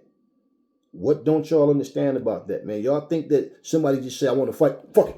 With the gloves. Call anybody, tell them to meet us at Madison Square Garden in 20 minutes. Y'all act like that's how the fights are put together. Nah, man. Nah, y'all got these falsehoods about boxing, the way shit happens, man. That's why I told you, if you watch Creed and you watch Rocky, the most real thing about those fucking movies is not the fights. It's the shit behind the scenes. That's the most realest thing about those movies. And y'all don't pay attention to all that. Y'all just focus on the fights, and oh, he did this. Remember when he hit him, and oh shit, and yeah. It's the information in between. That's all the type of shit that y'all overlook, but that's real life shit. This guy, Mattermov, nobody knew who the fuck this dude was all of a sudden. And like I said, I ain't never heard not one of you motherfuckers on this fucking channel. Black, white, pink, purple, turquoise, plaid, polka dot, whatever, mention that name. Not one time. Now all of a sudden everybody knows who Mattermov is. Get the fuck out of here. Y'all ain't know no goddamn Mattermov. Now y'all know that shit. Okay. But bottom line, I'm glad I found that video. I know, because I know what I heard come out of Boots' mouth. I'm Crawford's mouth. I know that. Just like when Boots was saying, well, fuck it. You know, when they being interviewed and they brought up the fact that Spence and Crawford it's just a delay. Nobody knew why. And this is what I'm saying. Nobody knows. Somehow y'all all know the answer. No. And then all of a sudden, I remember Boots said, hey, well, I'm ready. I'm here. If he can't get Spence, fight me. Something's wrong with him saying that? Then once again, you're going to say, he ain't fight nobody. Okay, outside of amateur fighting, who the fuck did Matt Ramar fight? Oh, well, he fought some respectable guys. And like I tell people, without Googling some shit, tell me who he fought. And I don't mean come in my comment section with the bullshit, because it don't matter who the fuck you name. Nobody's going after those motherfuckers. Ain't nobody talking about nobody he beat. So stop it. That's all I'm saying. Stop all the fanboy shit. Stop it. Just be real. So, yeah. Okay, the same way how we sat here and we saw Lomachenko, to me, he's not into this thing. Okay, bottom line, regardless to whatever his excuse was, he had his excuse for not wanting to fight Tank. And I had to go to pull these things up, to shut people's mouths up. So, you know what people don't understand? They get so into waving their flag and looking at their skin color and their hair and their eyes and being different from ours or whoever, and then they always want to fucking make it about race. When you don't, when you tell the truth about some shit that that expose some shit about their favorite fighters. So now, when I read to you what came out of the mouth of Team Lomachenko, you still want to but like, motherfucker, you're not debating me. You're debating Team Lomachenko. They're the ones that said this shit. I'm just giving you the fucking news. So I gotta go find a video of him saying. See, I remember these things. This is what I'm saying. And then the time comes and go, and all of a sudden, later on, people still they don't even remember or was never even exposed to the truth. So they start talking about this guy's ducking, that guy's ducking. My favorite fighter would never duck. Come on, y'all. Come on with this shit. Now I play the video. Oh, shit. I never knew Lomachenko said that. Yeah. Feel real stupid now, don't you? No different. And the whole thing is, and what people need to understand, if I was coming at Crawford or anybody, if I'm gonna come at you, I'm gonna come the fuck at you. Give a fuck who you are. I don't give a fuck what you do, where you come from. I don't care about any of that shit. But this isn't me coming after Crawford. This is me exposing the truth, the facts to people. That's all. Like Blue Blood said one day, we control the narrative. That one comment right there exposed him. For anybody that's ever had doubt and not know what to believe, we control the narrative. Nah, Aries don't control no narrative. I just tell the truth. It's up to you to understand what's right in front of your face. I don't need to control a narrative. And to stoop to those lows and say that shit is like, wow, we control the narrative, huh? Nah, I don't want to control the narrative. I'm all about the truth and the facts. So when I show these videos to you guys, and you hear the fighters say something completely different from what you're saying, you're not debating me. Whether I play a video or not, you're not debating me, because I'm only telling you the facts. And when I'm telling you what happened as to why the fight didn't happen, I'm telling you the facts. I'm not telling you no he said, she said. And once again, the IBF sent out a tweet about why Boots was awarded the belt and why Crawford was stripped. That's what I'm giving you. Whether you like the truth or not, that's not my problem, but that's what I'm giving you guys. Where the fuck do you think I get it from? See, that's the difference, is what I'm saying. You could have channels, 75,000 subscribers and 100,000, 300. Oh, hey, it's just so sad that y'all don't fucking build y'all channels off of truth. Now, for people who think that they know and then they're wrong, but they think that they're right, you know, you get it differently to a certain degree, because it's not like you're deliberately lying, but nah, y'all don't have the facts, man. Okay? You don't like he said, we only had a certain amount of time. That's with any fight. Okay?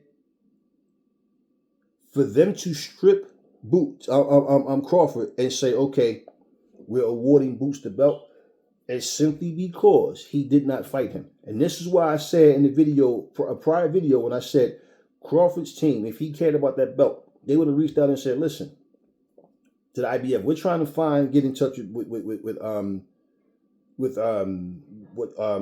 Team Spence or whatever, and we're not getting any luck or anywhere.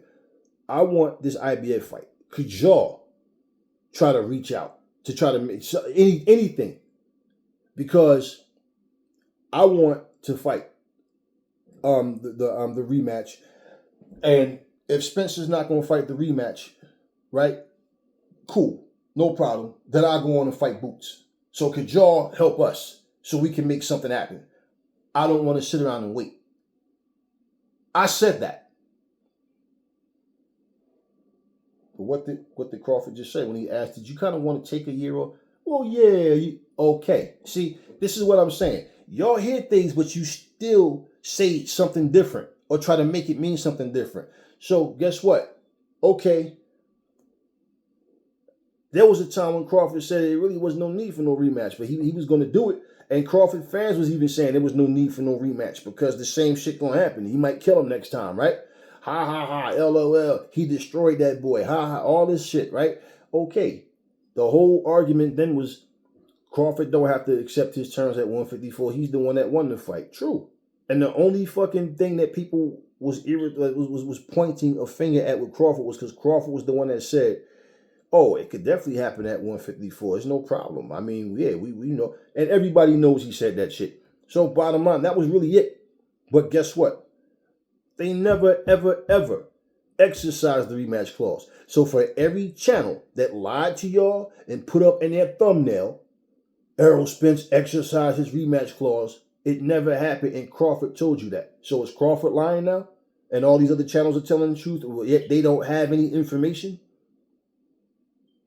You think just because Blue Blood reached out to Bozzy and said, I could get that fight, whatever, or I could, with Crawford, did it ever happen? No, only thing you did was got people in touch with each other. That was it. But other than that, did the fight happen? No. So you think that every time something happened and Crawford's involved, that Blue Blood, no? You think Crawford is called, hey, yo, Blue Blood, just so you know, I'm about to take a shit at 4 p.m. Let everybody know. Yeah, the East Wing of the fucking Buffalo Wild Wings. That bathroom. Yeah, I'm about to fuck that bathroom. Y'all think these people know? No, they don't know. They don't know. And this is why when you give the news, your boxing news shouldn't sound like a fucking story. A story that you tell should sound like a story, even though your story should be based off the truth. Like if I tell you guys a story, I'm telling you something that happened. But when the boxing news sounds like a story, and then all of a sudden the next piece of news you get comes from the fighters and they're not saying anything that these content creators are saying, that should let you guys wake up. So no. There was no immediate rematch clause.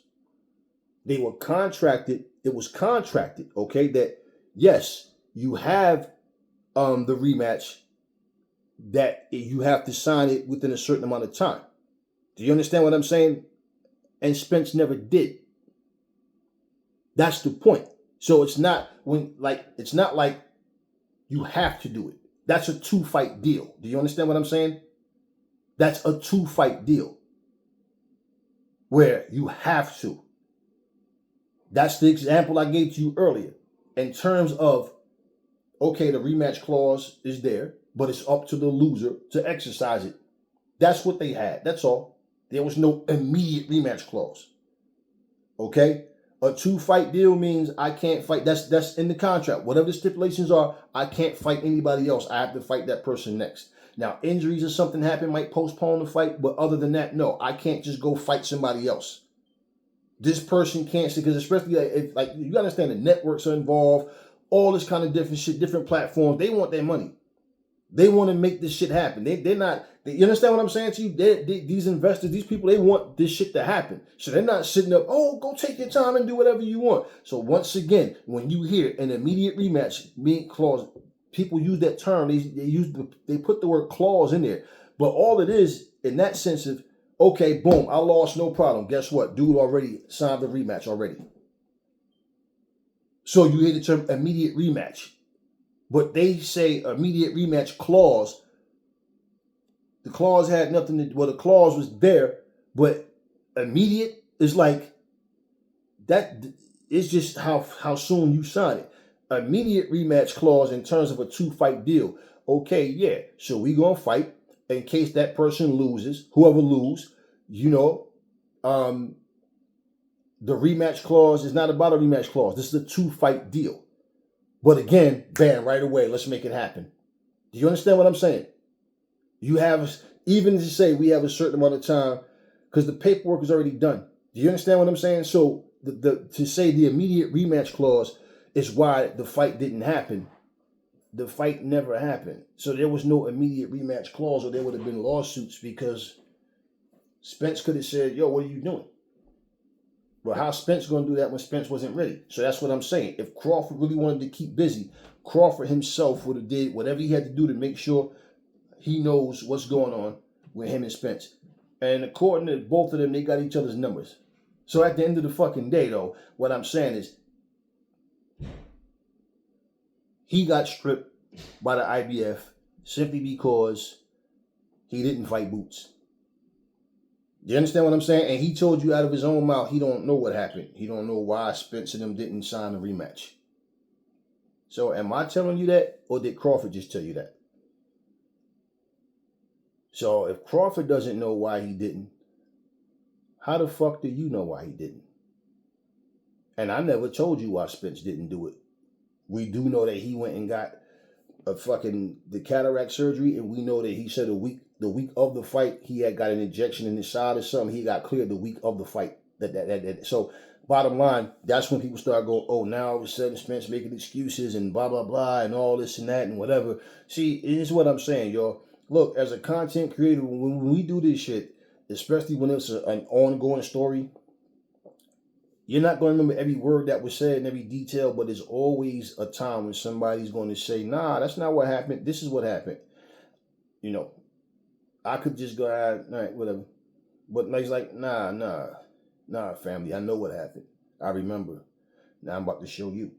I'm going to show everybody. This is what actually happened. Not this other shit about Spence signed the rematch clause. Then all of a sudden he reneged. No, Crawford told you he never did. He never did. Yeah. So I would love to know how everybody else know all these details that was never put out into the universe. I would nowhere, not on social media, verbally, nothing. And I remember different podcasts, different people with inboxing trying to find out what happened. Nobody could say exactly what happened. When the tweet from the IBF came out, that's when I saw that shit. And I explained, I might have posted in the community section on our channel. But bottom line, I do remember that that's what was said in the tweet as to why. And it was common sense anyway. You know, when you look at everything else involved, because like I said, there was no lawsuits. Okay, and do you think that, and this is what I'm saying, when you are locked into a deal, you think you just going to walk away and you're not going to be sued? Nah, that's a breach of contract, homie. You agreed to this shit. You agreed to this shit. Okay? Now all of a sudden, you decide you want to move up and wait, or you decide you don't want to start preparing for the rematch. Okay, and bottom line, you know that most fights, it's like, for example, if you say, all right, AJ and Wilder is going to fight, they're going to fight in July 15th, whatever. Now, all of a sudden, it's like, okay, the rematch is scheduled, let's just say for November. With the exception of an injury, is what I'm telling you, or something like that, where the fight is postponed, by a doctor not clearing them or something. You can't just be like, oh, I got a headache. I changed my mind. You know what? I don't like the way he was looking at me. I don't want to fight. No, bro. No. All the work that went into putting these fights together, people expect you to deliver. Having a contract to say there is okay, a rematch clause. There is a rematch clause. You have the right to exercise it. There's no you have to. So that's what I'm saying. You're using the wrong terminology when you're saying they had an immediate rematch clause. No, that's not why he got stripped. That had nothing to do with it. Him being stripped, nothing happened. Okay? Him waiting for Spence and him saying, if I got to sacrifice one or the other, fuck it, take the IBF. I ain't worried about Boots. Yeah. Do you understand what I'm saying? That's the situation more than anything. Not, oh, he had an immediate rematch clause. Come on, my brother. You know better than that. That's why the fight never happened.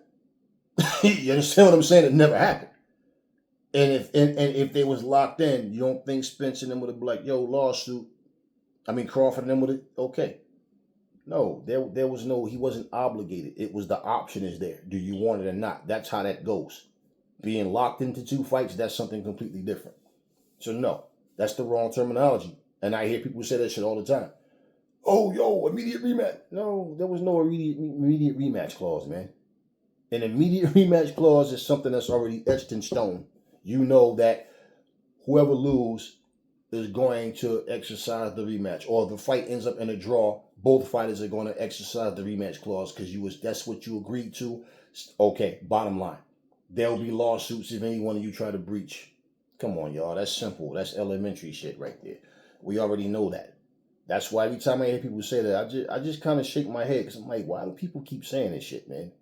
Why do people continue to say this shit? This is not the case. All right. Anyway, I done went over an hour and 40 minutes with you guys with this shit because, like I said, man, I listen, I give you guys facts. That's what I do. I give you proof. I have no reason to lie to nobody about shit. One thing I need y'all to understand and know, like I said, when I tell you something, go do your homework before you comment to try to fucking combat it because you're going to find out that you're wrong.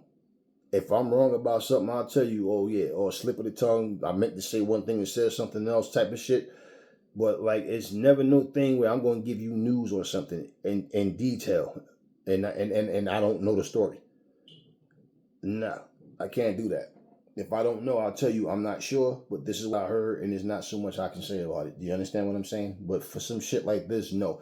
This, I don't know, it's something about Crawford fans, Spence fans, and Boots fans where it's always more of a, Boots fans are less active verbally with everything. They just more like, yo, y'all keep saying Boots ain't fought nobody, but nobody want to fight him. When it come to like Crawford fans or Canelo fans, Fury fans, like certain people just have a fan base where they always say a whole lot of shit to defend the fighter, but it's like, yo, do you even know what you're really talking about? I explain things to you because I understand the rules and how shit work.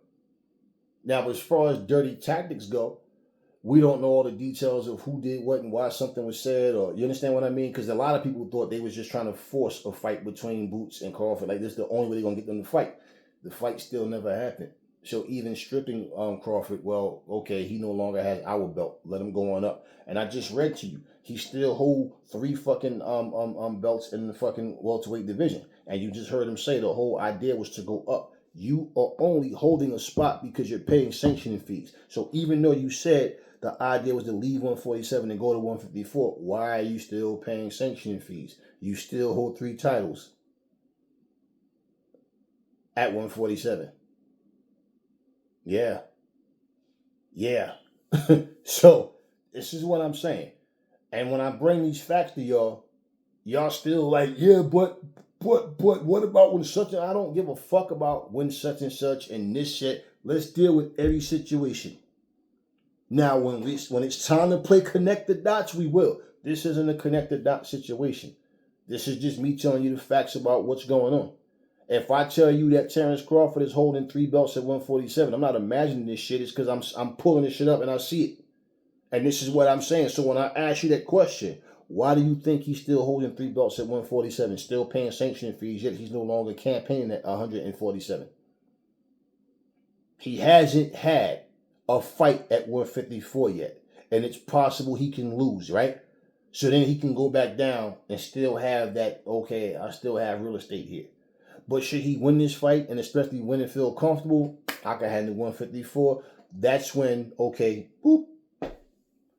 All right, now I'm no longer paying sanctioning fees. I don't want to be here at 147. I'm good. Y'all don't understand how that shit work? It's like, for example, when you go look for a job, right? Unless you got a whole lot of money to fall back on saved up, what do? You don't leave one job until you know you got another job secured.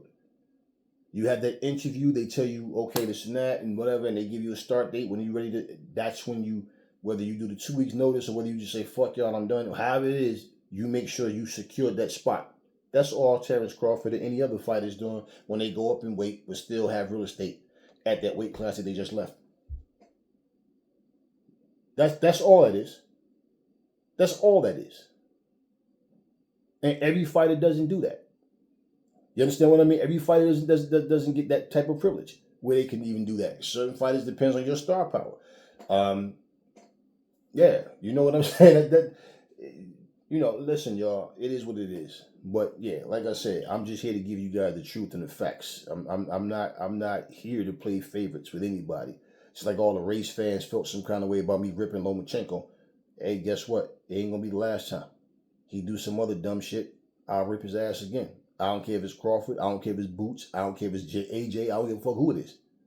So y'all can stop with all that fucking favoritism shit and expecting me to say things like I'm a partisan team where we just be biased about shit. No, but I'm gonna tell the truth. And I know it fucked people up. And like I said, whenever you got, and here go the thing. It's always funny how these race fans will hear one person say something, but like, for example, like Showbiz, saying how Lomachenko don't dump no smoke and this and that. And for somebody, even Showbiz, why they say even Showbiz? Because he's black. Yeah, even that guy, and there's always somebody the same nationality as you that they're pointing out. Because that's their way of saying, even other black people were saying the same thing we're saying. What that got to do with me, what Showbiz is saying? Showbiz say one thing, I show you what the actual fighter has said. So Showbiz don't get no motherfucking, what he's saying don't hold no fucking weight. Or whoever else. You understand what I'm saying? We don't, like I said, we don't do that shit over here. And that's exactly why you look on my channel, I don't have pictures of other fighters' faces on my profile or any of that shit. No. For what? I don't worship these motherfuckers. If anybody's face is going on there, it's going to be mine. I don't do that shit. You see what I got up on that motherfucker, my zodiac sign. And we don't do that shit, or we don't do fanboy shit. We don't do that. So, anyway, never fall in love with lies. Remember, the truth brings hate out of people, and I will catch y'all on the next video.